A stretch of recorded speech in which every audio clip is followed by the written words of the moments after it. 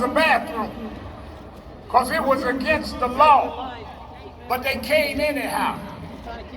Many of them couldn't stop and eat in a restaurant.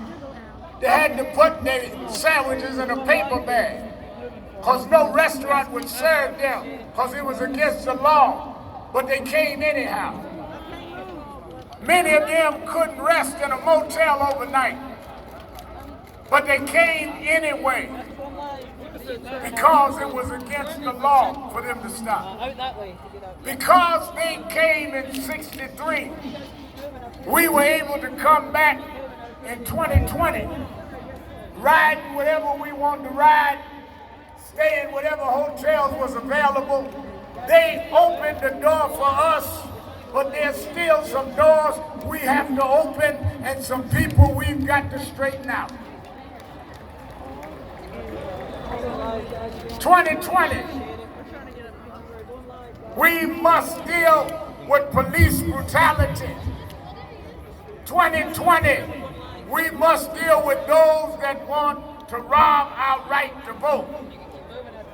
And even though we are here in the midst of a pandemic, socially distancing, telling y'all to distance, and I keep saying spread out, we want to come to show with our bodies that enough is enough.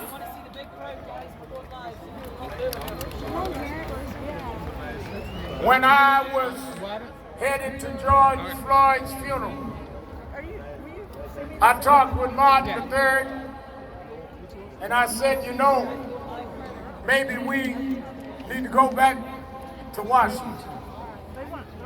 He said, well, let's talk it out, Reverend Al. As I was giving the eulogy, I announced this march. We didn't know how we were going to do it, how we were going to plan it, how many would come, but we did it. Why are we in Washington? I talked with one of the leading minds of our nation, Dr. Michael Eric Dyson, and he told me that, Reverend Al, you got to understand that until there's federal legislation, every state will do what it wants to do. We have passed in the House of Representatives the George Floyd Policing and Justice Act. Now we need to pass that act in the Senate. We need Mitch McConnell and the U.S. Senate to meet on the George Floyd Policing and Justice Act, or we're going to meet you senators at the poll in November 3rd, whether we got to mail in, walk in, ride in, crawl in. We want our bill passed.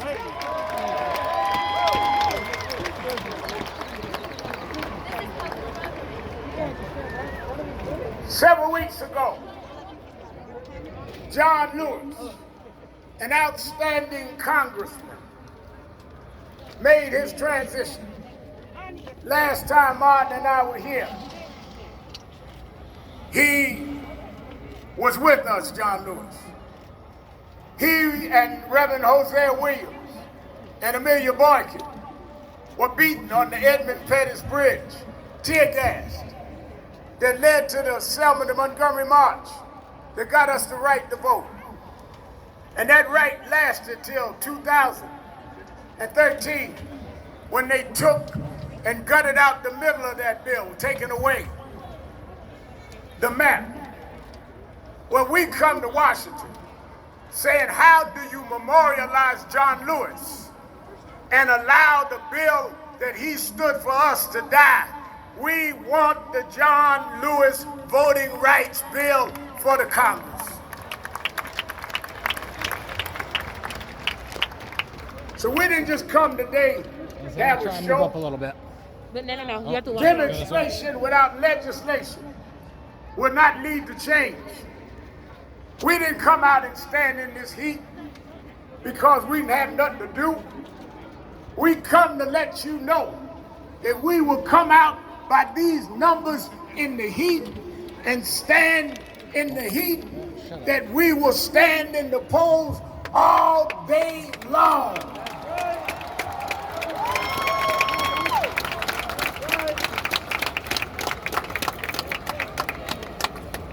They keep telling me about how it's a shame that black parents have to have the conversation with our children. How we have to explain that if a cop stops you, don't reach for the glove compartment. Don't talk back. The conversation. Well, we've had the conversation for decades. It's time we have a conversation with America.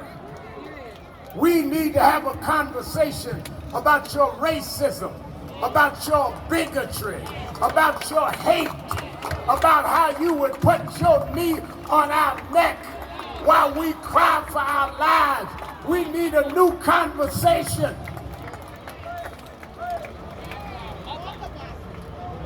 Oh, we didn't come to start trouble, we came to stop trouble. You act like it's no trouble to shoot us in the back. You act like it's no trouble to put a chokehold on us while we scream, "I can't breathe" 11 times. You act like it's no trouble to hold a man down on the ground until you squeeze the life out of him. It's time for a new conversation. I wondered why. I asked Dr. Dice, why did they have the march at Lincoln's Memorial? Why didn't they go to the Jefferson Memorial? What? Why didn't they go to What? the Washington Monument? And he told me, you got to understand, Reverend Al, 100 years before 63, 1963 was 1863. 1863, Abraham Lincoln signed the Emancipation Proclamation. He promised us full citizenship if we fought to save the Union. He promised us 40 acres and a mule. We never got the full citizenship. We never got the reparations. We come to Lincoln because you promised, Mr. Lincoln, and the promise has been broken. And we come like Dr. King came 57 years ago to say we are tired of broken promises.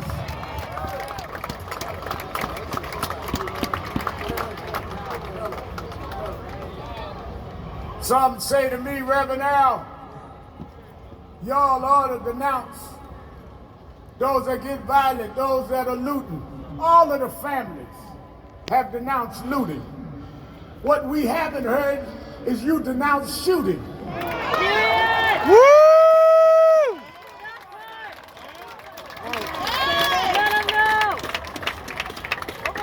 We will speak against the looting. But when will you speak against wrong police shooting?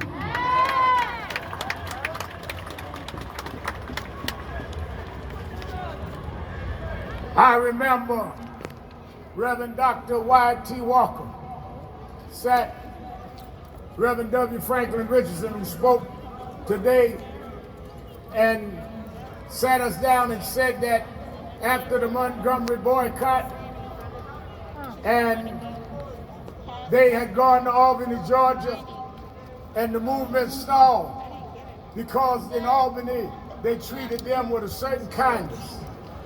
They said they wanted to find someone that would demonstrate the raw disregard for rights. And as they did, they went all over the South. And Reverend Fred Shuttlesworth told them to come to Birmingham because there was a police chief there named Bull Connor. And Bull Connor would act in an insensitive and brutal way. Well, in 1963 and 1964 they fought Bull Connor. Here we are in 2020. We've gone from Bull Connor to Bull Trump.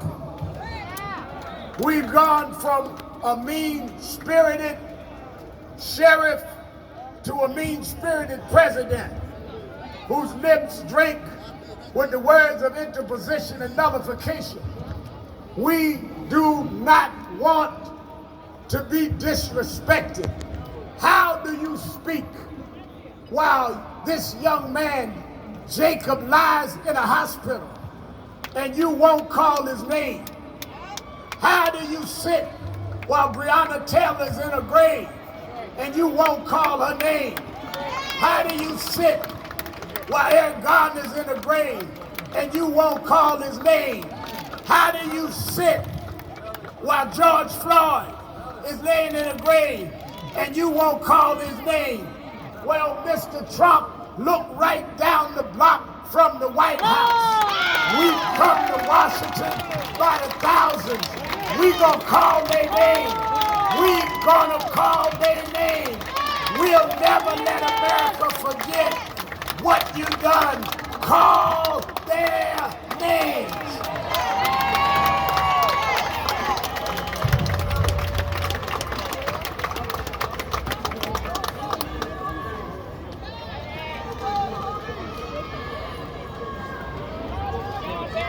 This is the time. This is the time for legislative change. This is the time for us to vote like we never voted before.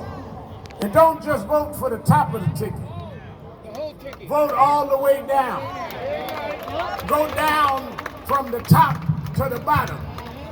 Vote all the way to the dog catcher. We want to get rid of anybody that's in our way, because our parents died to give us the right to vote. You can mess with the mail, but it ain't the sacrifice that Goodman and Cheney and Swaney gave. Our vote is dipped in blood. Our vote is dipped in those that went to their grave. We don't care how long the line. We don't care what you do. We're going to vote not for one candidate or the other, but we're going to vote for a nation that'll stop the George Floyds, that'll stop the Breonna Taylors.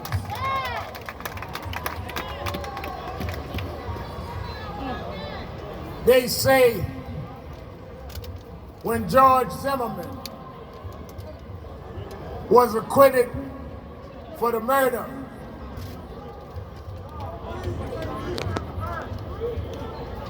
when he was acquitted for the murder of Trayvon Martin, 3 young genius sisters wrote the slogan, Black Lives Matter.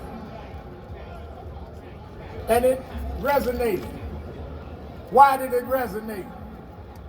Because too long, you acted like we didn't matter. They said, well, everybody matters, but everybody hasn't mattered the same in America. Reason we had, and still have to say Black Lives Matter, is because we get less health care like we don't matter. We go to jail longer for the same crime like we don't matter. We get poverty, unemployment, double the others like we don't matter. We treated with disrespect by policemen that we pay their salaries like we don't matter. So we figured we'd let you know whether we tall or short, fat or skinny, light skin or dark skin. Black lives matter, and we won't stop until it matters to everybody.